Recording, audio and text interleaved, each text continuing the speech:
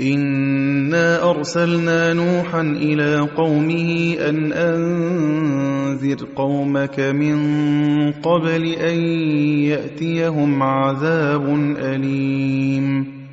قال يا قوم إني لكم نذير مبين أن اعبدوا الله واتقوه وأطيعون يغفر لكم من ذنوبكم ويؤخركم إلى أجل مسمى إن أجل الله إذا جاء لا يؤخر لو كنتم تعلمون قال رب إني دعوت قومي ليلا ونهارا فلم يزدهم دعائي إلا فرارا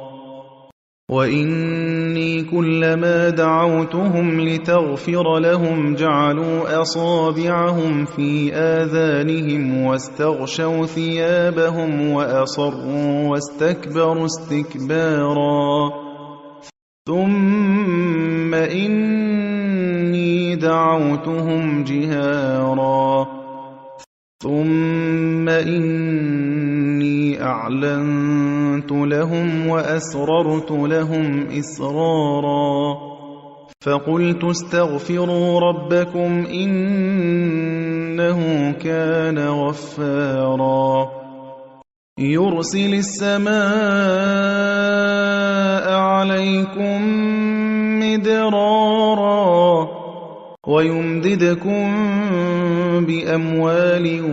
وبنين ويجعل لكم جنات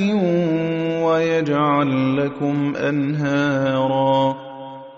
ما لكم لا ترجون لله وقارا وقد خلقكم أطوارا ألم تروا كيف خلق الله 7 سماوات طباقا وجعل القمر فيهن نورا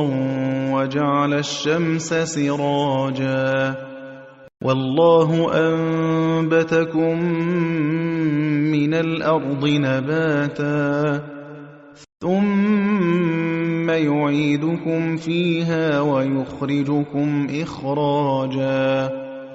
والله جعل لكم الأرض بساطا لتسلكوا منها سبلا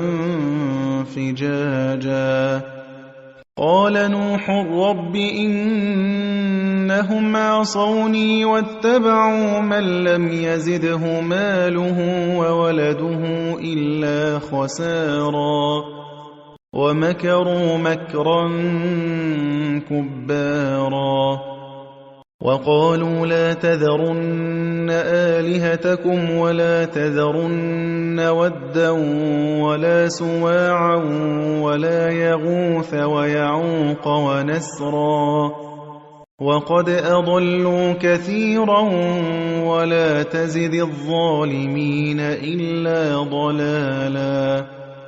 مما خطيئاتهم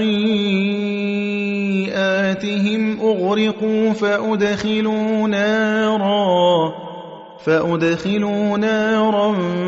فلم يجدوا لهم من